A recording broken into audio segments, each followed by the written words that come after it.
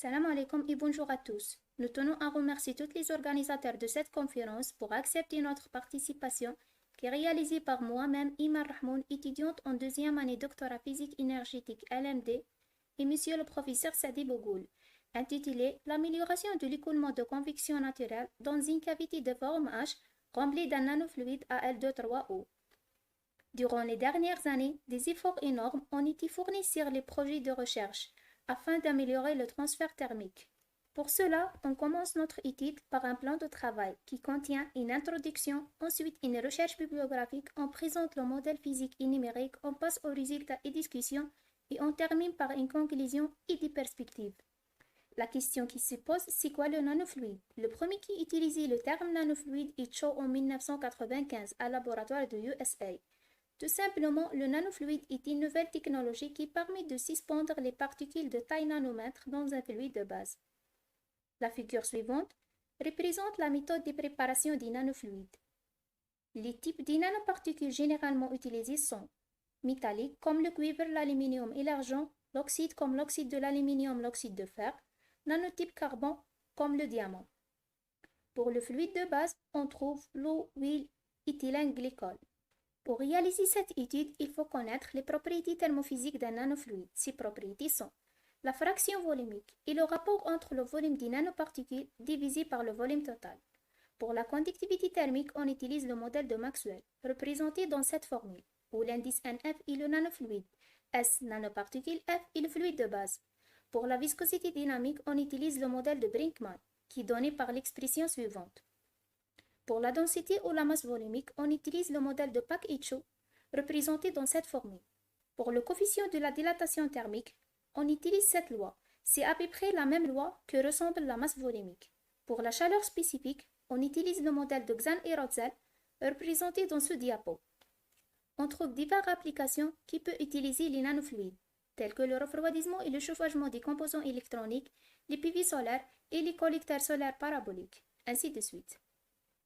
Plusieurs travaux ont été réalisés dans ce domaine. On peut citer Mustafa Mohamdi en 2011, étudier la convection naturelle dans une cavité de forme L remplie d'un nanofluide CiO. Il a trouvé que le nombre de nacelles moyens augmente avec l'augmentation du nombre de relais et les fractions volumiques des nanoparticules. Aussi, on trouve Karmat et al. En 2020. On effectue une analyse numérique de convection naturelle dans une cavité de forme H remplie d'un nanofluide Al23O. Ils ont constaté que le taux de transfert de chaleur amélioré avec l'augmentation du nombre de relais et les fractions volumiques des nanoparticules, en raison de l'amélioration des gradients de température et les caractéristiques thermiques des nanofluides. L'objectif ou le but de notre étude est étudier le comportement de l'écoulement à l'intérieur de la cavité, en voir l'effet des différents paramètres sur la structure d'écoulement des nanofluides et le taux de transfert de chaleur dans cette géométrie.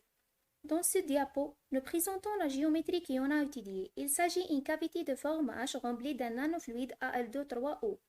Pour les parois verticales sont supposées adiabatiques et les parois horizontales sont à des températures constantes. Aussi, toutes les parois sont satisfaites à la condition de non-glissement, c'est-à-dire la vitesse est nulle partout, où le facteur de forme AR est le rapport de la hauteur à la largeur. Pour réaliser cette étude, on met des hypothèses simplificatrices qui sont un écoulement stationnaire turbulent et bidimensionnel. On suppose que le fluide incompressible newtonien satisfait à l'approximation de Boussinesq et le transfert radiatif est négligeable.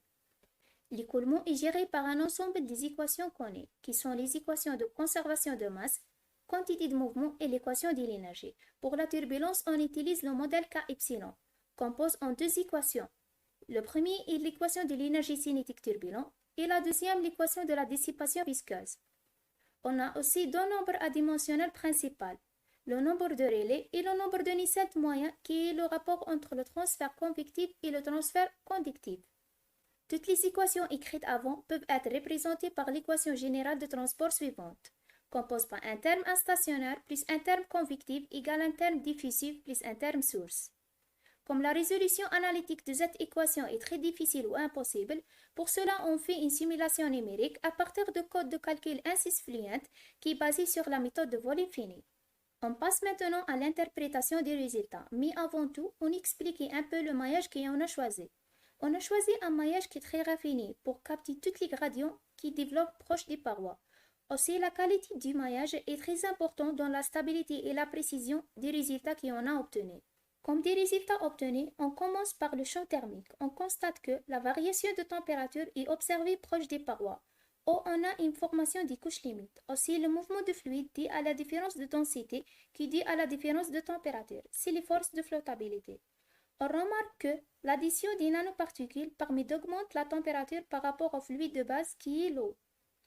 Aussi, l'effet du facteur d'aspect est significatif sur la structure du coulement et le transfert de chaleur à l'intérieur de la cavité. Quand on augmente plus le nombre de relais, le fluide devient plus accéléré avec une diminution des gradients de température. On constate aussi, pour le facteur d'aspect égal à 1, les parois horizontales sont rapprochées, ce qui conduit à une diminution des gradients de température. On passe à le champ dynamique. On remarque une formation de 4 rouleaux contrarotatifs suivant l'axe vertical. Et les vitesses de fluide augmentent avec l'augmentation du nombre de relais. L'augmentation de rapport d'aspect permet de modifier la forme des lignes de courant à l'intérieur de la cavité. Si on augmente le nombre de relais et le facteur de forme, on observe que le fluide occupe tout l'espace de la cavité et la distance entre les parois chaudes et froides devient étroite, ce qui permet de formation de 2 rouleaux dans la zone horizontale, qui caractérise la convection des relais binaires. Dans ce diapo, on présente l'effet des fractions volumiques des nanoparticules sur la température proche des parois chaudes et pour les deux nombres de relais. On constate que la température augmente avec l'augmentation des fractions volumiques des nanoparticules et du nombre de relais. Aussi, l'augmentation du rapport de forme a un effet sur les forces de flottabilité et autre part, elle permet d'augmenter la température. La figure 8 représente le nombre de Nusselt moyen en fonction des fractions volumiques des nanoparticules pour les deux nombres de relais et pour les différents facteurs d'aspect. On remarque que le nombre de Nusselt moyen augmente avec l'augmentation des fractions volumiques des nanoparticules. Cette augmentation est significative pour les faibles facteurs d'aspect. On constate aussi que la conductivité thermique joue un rôle très important dans le transfert de chaleur à l'intérieur de la cavité. Comme conclusion, on constate que la présence des nanofluides à l'intérieur de cavité permet d'augmenter la température et affecte sur la structure du coulement. Aussi, l'augmentation du nombre de relais intensive la circulation du coulement convectif. On constate aussi que le facteur d'aspect a un effet inverse sur le taux de transfert de chaleur. Et l'effet de nombre de relais est significatif sur l'amélioration de chaleur, surtout pour les faibles valeurs d'aspect. Enfin, nous visions à utiliser d'autres types de nanoparticules et on étudie l'effet de l'MHD sur la convection naturelle. On utilise le modèle biphasique au lieu de monophasique et voir l'effet radiatif sur l'écoulement à l'intérieur de la cavité. Et merci pour votre attention.